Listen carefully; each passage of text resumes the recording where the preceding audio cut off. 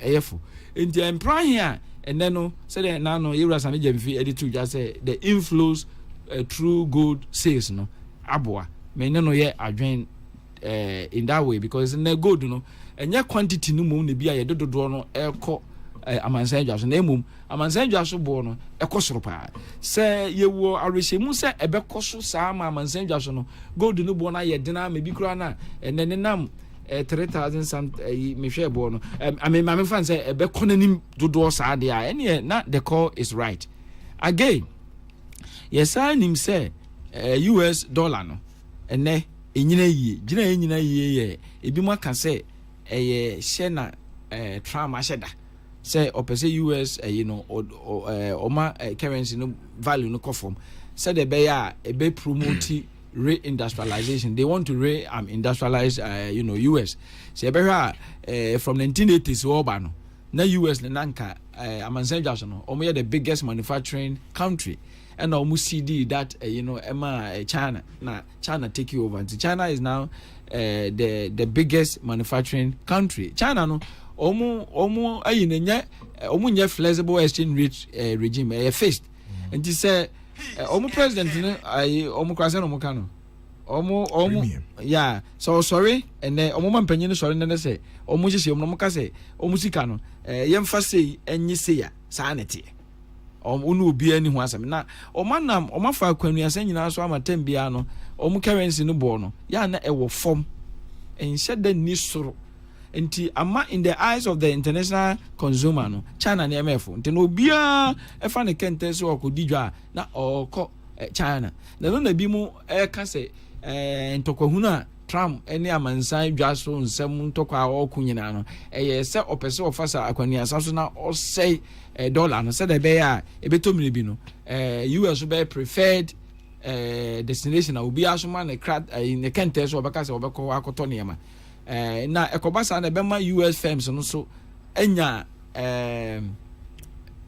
yankaza akwanya ama oma atre omunkrabatam na just aboa ama saa kun bi ane abeto say China is likely to take over from US as a leading the biggest economy in the world no na nka US na msa akwani asa no so esisa ade na no enti bi maka say Trump she no washeda say eho no sa theory ne ye no credit a ene ye kire say dollar ne bekoso asemo in the next months and years to come for which reason many guta ebeye adwen na sentisa ene Trump no e bia ofi say ono na dwemu no other countries no o ma take advantage of US nene o ye ne yie na se nhihye bi betimi akwa amasa na ma na so o ye ne yie no ya kan yie because minim say last week on the UK esi nkonwa ma ene ntokwa na nke beda on the UK ntem no o ma aye adwebro say ntini say taxes no o mo sa de aba from kama me no ka say eno amitie news na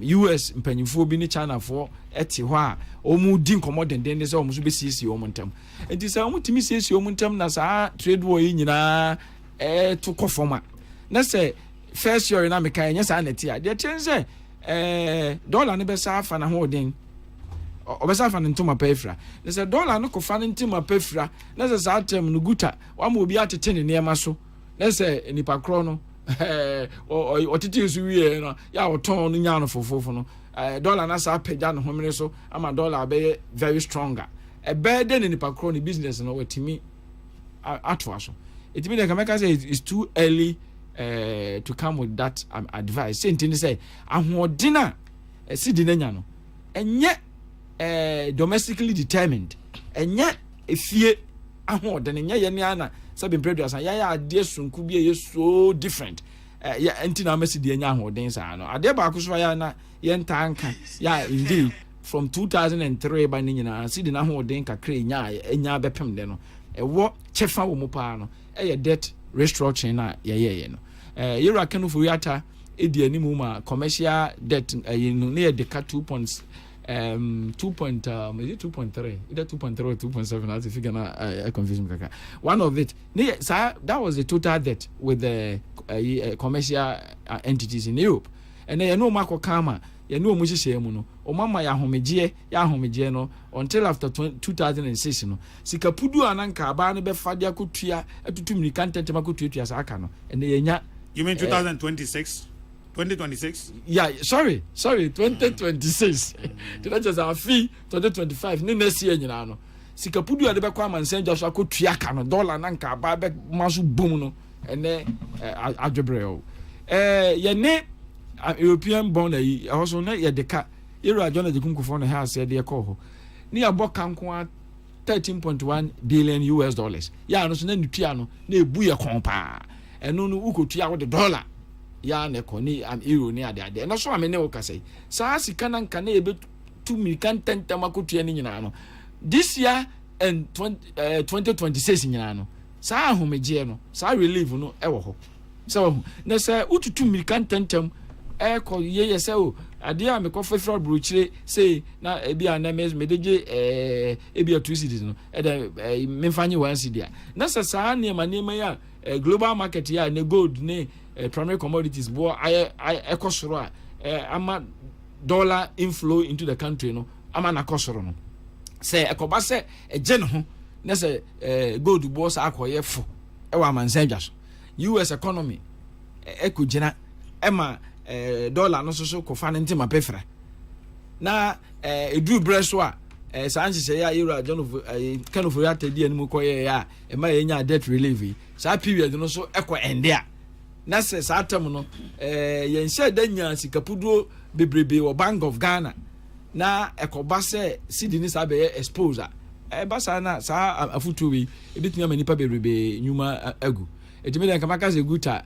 me no mu nhye danya adwen papa omu ebrena de no beba se ko base sidi no sa ne ma yakan ya aboama sidi na gina no ebetoa so akonanima seven brothers ono omu di dwane ana omu timu enya den sa ono kro pese yeto yete susu ana otete susu ana ye de yeto ntentem etime ka se business people no yes yeah in fact omu emane emra from kakra but omu yesa no omu fa adwen so nya de enton se ntin se omu ye ne bebrebe so ma hweye ne se dollar no ko peja preko pa omu businesses ebegu ni abema. Okay, yan hwe ni say so say ebia yan kasan share damfa bibia ngu akwan mu a ema yesi de no enya ahoden ti dollar no ana dollar no eba form sa but yenya free for nti yenya den die ne ebeye se ne ebeye at least se dollar no mbabiom kra ba bia ye woi ye betumi maintain no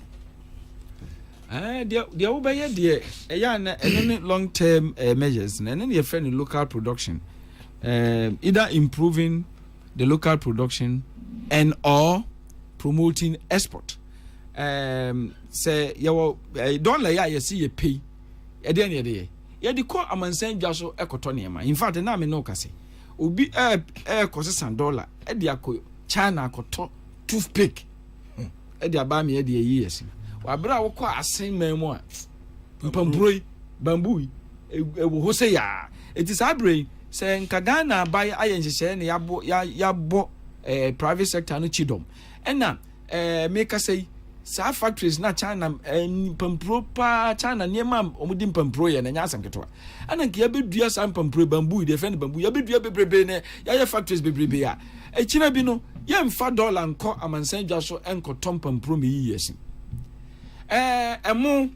the year 2022, you recorded a rice self-sufficiency ratio of 49, which is the highest ever. Yeah, actually say the year 2022, no, say the more $100, you move 49, yeah, in Ghana. Yeah, either the faces, you can't see a bear at the yebitimi. And then I ban on private sector rice growers, no, on show mukutupa, on one. But we say Zoom Lion, Papa, no, I mean, I'm insurance. Or call that a process now all boa with the rice production so yenya sanko funu nyina ma men say you require desperate in find any hwe wa omra hobi ma te say won so dua body pa say timi dua sa body bebrebe na nse me ko voter region of ho kwa no so now hwe body focus se bi da ho I was so happy yetimi yesa nema bebrebe we ne yesa yesa nema na enema bia nke ye beko amanone de dollar na koto no ye ne Saka assembly plans I make wasma and they was 6 organic. akonya aba se Ghana fo betimi ato cars no nti afi de car do dollar do de kokra cars no eso aba fo mama ye to car no bi e wo Ghana emo anke ye de dollars koto no ye bi wa ha minua ade ye me yakra ye saa enkokɔ no nkokofunu onkokofunu abrochi memu no mo awo nu nuro ye wi na cancer yare bonni ne yare basa afi abai sika ode tu yanim se de odi no on commitment basis no is 270.9 billion Ghana cedis. What the other below line budget items can one. That's about 293 billion. Sika ye bedi na fi no. Na ye bedi sa sika we ya. Nti ka ba ne kase wo yi about 10 billion. Me de wonyi 10 billion. No kase me de boa emu dua. Ene enkokɔ me boa ama ankrankra ma so ma sena mo ma biebie poultry farms. Yesusa Kumasi ho na minyini ye a friend dey Kokrokoo side ho obekɔ na poultry farms akese ane ho papa kura na ode say papa ya kire na nka obepe president edi akokɔ da akomo so ho akokɔ da akomo poultry farms akese enti ye say about me nhyehyɛ ne ye boa ankrankra no ema ye enter into poultry production ema enam nkokofunu na ye de dollar ekoto ne ye jai ade ba ko so sa ya tilapia ene ye ko China yeso omu ya no omu de nuro bi awowo no na tilapia no aye kutu na ye de abane yewe uko gina voter ho a uhwe mu abonse tilapia mai omu gum bebrebe ya nke betimi ye nhyehyɛ na nka tilapia no yetimi ye ne bebrebe wa bra ye mfa dollar enkoto se sa nhyehyɛ ni nyina timi ye adwuma na on the local market na timi produce ne ma bebrebe ade a eye good ni say esa aboa kura create jobs for the teeming unemployed youth. Yeah, no money nama. Titi obeko ekrase na yabobo abapata. And I'm research I mean in sorry I'm meeting. Ube do ekrase na yabobo apata na youth. Spa ene friend day I'm damn no moto. So it is it mean a year near money is factories. One crown baby China. That's why China became China. I mean 1978 and no SSR policy na say increase baby a umbesi one factory and no ya na China menu sorry na ye ko ade ne yentimi nye na sa ne ma we yenya ne ma dodo na ye kwa ma no ne ekoto no se yentimi sha say ye ne ha na se enam sa ayo so ntino sika dodo na dollar dodo na nke de be kwa ma no ne no ene ye nko demand bi obi a nkokra na emum ye ne ha na me hu se sidi na gina ho ene ye se ye boy nsema abaye bi aye de wo na de esi a akoye se obi niema bi a wo ye ni baabi e ka ho bi nti na ama usidi na gina ne de wo mu se abaye o so ye se oje ho ani monyam se nti se enzo da tano de wo se bi no 2022 a amansa dwaso nsem se ma dollar no at the beginning of the year na $1 is 20 pesos a echire October na edru am 17 cities no na Akufo-Addo onu ye de ho so bobo no obi ankoka amansa dwaso nsem enti se ne papa ba de wote so obaje ho animunyam ba sa animunyam emi nua be ma enya animunyam papa senti ni say from one perspective kra no se dollar na ho de ne gina buru se de se esi eyeso a ade ba ko a ebedi nya ne say ebema impulse ayefu se ekoso ama dollar no ye fofofo ma bia $1 be ye de 1 cedi import be ye fo pa se import eyefo a afa niam kakra ye ne Ghana factories ketekete na wa ha no ni nyina begu because it will become so expensive producing anything in Ghana it ye be ye ebema amanfo pi be ye o ma dwese ne instead nka ye be produce no ye be komum ni akoto efiri amanone because ano na ede efo the kobasa ade ane unemployment no e be kese pa ama ye dependency on the global market no e be kosoro e kosoro so a oman bia da bia wani da so ene wa hotoso no eye de obi ye no amansan dwa so no wonya oman papa wonya oman na e de uni da achen ti say ye pay da achen a saa de we yes no mu say in the immediate terms ne de eboa ne say ama petrol bo be efo e be ma ne ma kakra ne ma ye kokra na manone no ebeba form but they continue to an extent I know so a negative saa de we yes ne nyese bia a wholly positive the negative ni say ebe ma ye local government the local manufacturing firms no omu competition no ebe ko form they will not be competitive enough in the global market. Same thing say, omunema no omuye na cost of production no Ghana enyina electricity board and taxes any other identity no cost of production is always very high. It is beyond ha na say niema ene asose enyina beji atoma ya na bi mu kran quality no ensure that enso any. It is import is a dollar no conforma ma import no yes fupa na enim say amano na niema ya na the quality ne etaye cheye no ene ye dodro na beto amano ne niema ama omo kofa nso so benya kwanya kofa more abegum ama ye factories kakra na ye wa no enka ni nyina begu kra. Mate, Dr. George Domfe ena yeten nka no founding president African Policy Lens NFA Osanye Research Fellow Center for Social Policy University of Ghana. Dr. George Domfe ena yeten nka no Charles McCarthy ono oyen centuroni said the mismi yen centuroni no ne krata na otroma no yefe na akroma hawk akroma on yesemu for ema akroma krata no Chaze kana ale ma ndie ngomo yi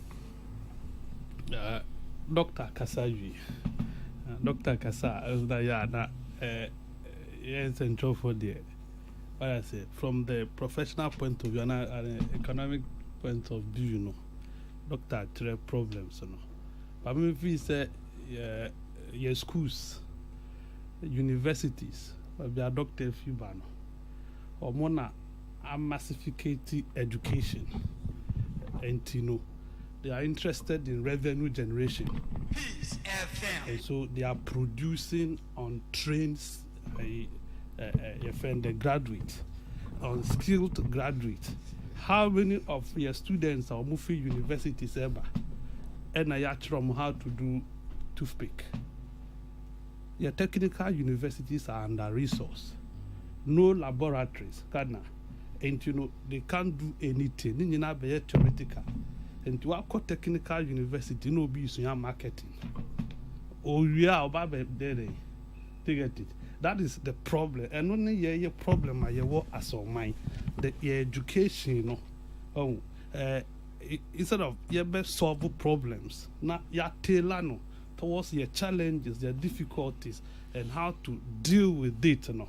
That be because university are interested in IGF, how to generate income for lecturers' comfort. And you know, we introduce courses every day. Prof, they introduce courses, some short courses and what have you, but are those courses dealing with your primary challenges now? Because you know you're to say yes, yet to me produce near Maoha, yeah, emphasis can come on Ninko to turn your money, now your currency, a mubed, Nahon, dinner. But at the end of the day, nearby, ya. You building on production, you know. Yeah. You see, before we entered this to that, I talked about your energy sector. The number of barrels are two or her crude. Now, do quadruple, and you to me add the value to it locally. Do you get it? These are the challenges. And to the academia, no, why men should near Befa. Now, yet to me, I strengthened production in this country. Now, the investors in nearby, they should bring technology. Rather than see a Kwakobo, let's import technology into this country. More matter how to add value to your local produce. Why is that technology? Why not be imported? Oh, sir, I so can. Obobo penny forbidding to say one more group CEO, Dr. Kwame Deswide. These are people are more solid. Finances no or bet my important technology and there might be I need fufu and what have you on I decided to add the value to it. Technology I don't think say Ghana only didn't see Kabano. That is what I'm saying. And in the necessary funny ways we must be intentional. A buy must be deliberate about some of these things and send your person no say Ghana at least manufacture. And I produce tea rolls in as for Ghana. A big job. It will create employment. In the end, first you can go China and Kotoma. And my cost of production too is one thing. Because you need equipment, logistic materials, and no hano. Oh, cra. products I friend raw materials na ban so no problem ye wo as o man into yen we should rethink about how to make sure say you better improve on production. So local industries and as a Ghanaian owned industry do we even have? We don't. We call it in the history. I know Kwame Nkrumah Baby, Aboso glass factory and many other factories. And now we can't count them. They are no longer in existence. A dino cry at Tuntobi. You get it? We are selling everything to scraps. At the time, I see one district, one factory. Oh, but not yet ton, sir, and a Japadia, a Bambia Bako. Several years, a German Yabeton Nina. To need direction as o mine. I say, Mata Makwe, it will be about my minion windshield, we are near far, your body so another person comes or be yen so dear or try near a far fine and far no your jack to or near cook. That is your problem as a country. So you're yet determined. See your beya, you beat me here. Ghana is bigger than Burkina Faso. Military leader, young man Ibrahim Traore. So we should near audio seen and you saw be near Nema Oye. See, you see, after 62 years of Burkina Faso, total rules near 3,600. But yet, he wants to expand it to 59,000. What toy equipment, you know? And more you one farmer contractor beer or more and they are constructing the road. Tomato factories are also see three. Charles, just a minute. Or Major no see ye. Macas has a program we are so bare 4 years. Ni say. Ye wo Ghana or department we have the PWD. Yeah. PWD. Oh. Ye tete engineers or Ghana. Ye tete electricians or Ghana. Ye tete plumbers or Ghana. Ye tete masons or Ghana. And the kaka hunina. Ghana ye panwia ye wanwia. Cement in ye pebia, gasem ho yebenya bi. Abo ne ye pa quarry site na wa hai. No ansi ayi bi. Ti die panti na sese ye tete sa school fu nyina begu abonten. Na aban besi school na ya.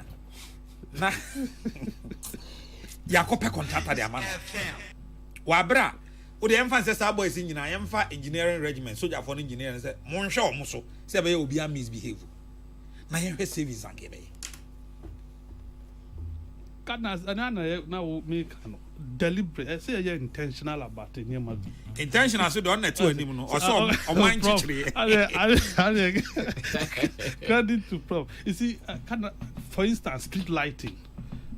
Street lighting, see, technical institutions are here, Ghana, Ufakra, ATTC, or Moya electricals, and TNT Vamos or Monia. No, like, you're not interested. You're any so young fat contract in Mana no be Kata or Benya womb, or be percentage in tea. Near Betimaya or Hampun, or the Bema or Bifu from Anabe, a Bema Abrofo, China for Insuba, or a better contract, and some more Muye Juman and Kasa Ghana for. Uko construction site bia Ghana for ne yedwuma no abrofo no mostly their supervisors and umuja no mo hwe na Ghana for ne yedwuma so we can really do it say you determined you willing na you betumi aye ntinu so Charles just ask me bisa Dr. Domfe ade am pese me bisa won so woni say yeah titebu hu nyina yenim ne ya anye ne yi na yenye ne yi a entiema yete ba bia yete Yahu yamfom so. Yahu baby a yetosini.